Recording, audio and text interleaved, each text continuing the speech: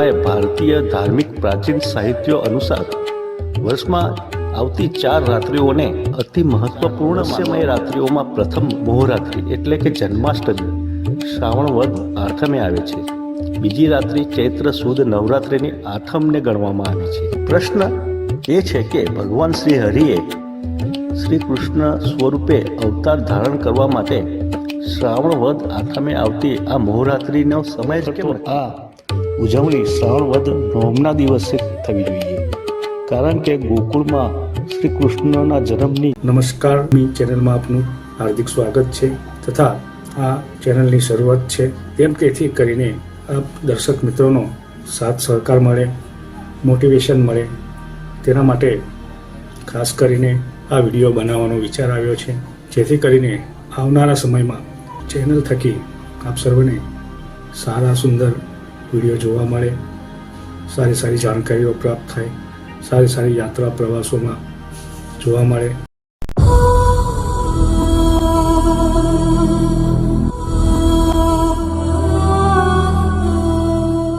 સનાતન સંસ્કૃતિમાં અમુક દિવસોને જેટલું મહત્વ આપવામાં આવ્યું છે તેવી જ રીતે અને એટલું જ મહત્વ અમુક રાત્રિઓને પણ આપવામાં આવ્યું છે. અને આ રાત્રિઓને ઘણી મહત્વપૂર્ણ માનવામાં આવી છે. જેવી રીતે દિવસના ચોઘડિયા તેમજ નક્ષત્રો હોય છે તેવી જ રીતે રાત્રિના પણ ચોઘડિયા અને નક્ષત્રો હોય છે. અને તેમાં પણ અમુક રાત્રિઓએ ખાસ પ્રકારના વિવિધ બ્રહ્માંડકીય સંજોગો આવતા હોય છે. અને આ દિવ્ય સંજોગો કે સમયને ધ્યાનમાં રાખીને આપણા પ્રાચીન ભારતીય સનાતન સંસ્કૃતિના મહાન વિજ્ઞાનીઓ એવા ઋષિમુનિઓએ આ સમયનો ભરપૂર લાભ ઉઠાવવા માટે કેટલાક વ્રતો, તહેવારો, પૂજા અર્ચના, ઉપાસના, આરાધના, જાગરણ તેમજ વૈજ્ઞાનિક ઢબે તૈયાર કરવામાં આવેલા મંત્રો, તંત્રો અને યંત્રો વગેરેનું આયોજન અમુક ચોક્કસ રાત્રિએ પણ કરવાનું રાખવામાં આવ્યું છે. અને આવી જ કેટલીય રાત્રિઓનો ઉલ્લેખ આપણા પ્રાચીન ભારતીય સનાતન સંસ્કૃતિમાં કરવામાં આવેલો છે. અને તેમાંય ભારતીય ધાર્મિક પ્રાચીન સાહિત્યો અનુસાર વર્ષમાં આવતી 4 રાત્રિઓને અતિ મહત્વપૂર્ણ માનવામાં આવી છે. અને આ 4 અતિ મહત્વપૂર્ણ ગણવામાં પણ આવેલી છે. આ 4 રહસ્યમય રાત્રિઓમાં પ્રથમ મોહરાત્રિ એટલે કે જન્માષ્ટમી શ્રાવણ વદ આઠમે આવે છે. બીજી રાત્રિ ચૈત્ર સુદ નવરાત્રિની આઠમને ગણવામાં આવી છે. ત્રીજી રાત્રિ કાર્તિક વદ 14 એટલે કે કાળી ચૌદસની રાત્રિને ગણવામાં આવી છે. અને ચોથી મહાશિવરાત્રિની રાત્રિ ગણવામાં આવી છે. આ પ્રમાણે એક વર્ષમાં આ 4 મહારાત્રિઓનું અદ્ભુત દિવ્ય વર્ણન કરવામાં આવેલ છે. અને આ રાત્રિઓને મહત્વપૂર્ણ ગણવામાં આવેલી છે. તથા ભારતીય ધાર્મિક પ્રાચીન સાહિત્ય અનુસાર આ 4 રાત્રિઓને અતિ શુભ અને દરેક પ્રકારના આયોજનમાં ઉત્તમ ફળ આપનારી ગણવામાં આવી છે. અને આ રાત્રિઓના જેટલા પણ ગુણગાન કરીએ તેટલા ઓછા પડે છે. આ 4 રાત્રિઓમાં મોહરાત્રિ એટલે કે જન્માષ્ટમી છે. ભગવાન વિષ્ણુનો શ્રી કૃષ્ણ સ્વરૂપે પૃથ્વી ઉપર દિવ્ય અવતાર ધારણ કરવાની રાત્રિ અને ભગવાન શ્રી કૃષ્ણનો જન્મદિવસ પણ છે, એટલે જ તેને જન્માષ્ટમી કહેવામાં આવે છે. જન્માષ્ટમી એક દિવ્ય મહાઅવતારની પૃથ્વી ઉપર પધરામણીનો ઉત્સવ તેમજ એક યુગનો અંત અને બીજા યુગનો આરંભ. આ માટે જ ભગવાન શ્રી વિષ્ણુએ શ્રી કૃષ્ણ સ્વરૂપે પૃથ્વી ઉપર પોતાનું દિવ્ય અવતાર ધારણ કરવા માટે આ મોહરાત્રિને શ્રેષ્ઠ ગણી હતી. પ્રશ્ન એ છે કે ભગવાન શ્રી હરિએ શ્રી કૃષ્ણ સ્વરૂપે અવતાર ધારણ કરવા માટે શ્રાવણ વદ આઠમે આવતી આ મોહરાત્રિનો સમય જ કેમ નક્કી કર્યો? તેનું કારણ એ છે કે બાળ સ્વરૂપ શ્રી કૃષ્ણને મથુરાના કારાવાસમાંથી બહાર નીકાળીને ગોકુળમાં પહોંચાડવાના હતા. તેના માટે આ મોહરાત્રિનો એવો સમય નક્કી કરાયો કે સમગ્ર મથુરા નગરી જે સમયે મોહ નિંદ્રામાં હોય અને આ જ સમયે બાળ સ્વરૂપ શ્રી કૃષ્ણને તેમના પિતા વાસુદેવ દ્વારા હેમખેમ ગોકુળ પહોંચાડી દેવામાં આવ્યા હતા.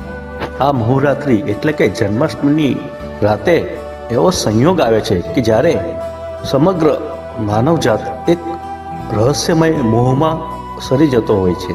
અને એટલા જ માટે આ રાત્રિએ જાગરણ કરવામાં આવે છે. શ્રાવણ વદ આઠમે આવતી જન્માષ્ટમી એટલે કે આ નવરાત્રિમાં બીજા એક દેવીય અવતારની પણ પધરામણી થઈ હતી. બાળ શ્રી કૃષ્ણને તેમના પિતા વાસુદેવ દ્વારા હેમખેમ ગોકુળ પહોંચાડી દેવાયા બાદ ત્યાંથી નંદ અને યશોદાની દેવીય બાળાને મથુરાના કારાવાસ માતા દેવકી પાસે પહોંચાડી દેવામાં આવી હતી.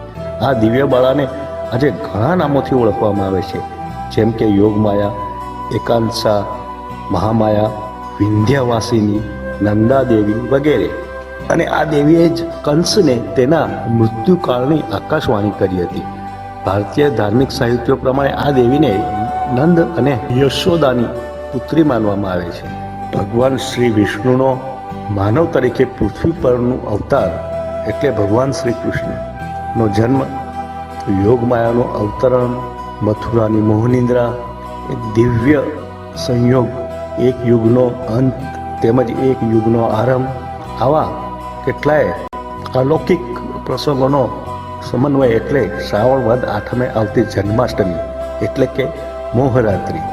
ભગવાન શ્રી કૃષ્ણનો જન્મ એટલે કે શ્રી હરિ વિષ્ણુનો પૃથ્વી પર શ્રી કૃષ્ણ સ્વરૂપે અવતરણ શ્રાવણ વદ આઠમની રાત્રિએ 12 વાગ્યાના સમયે થયો હતો.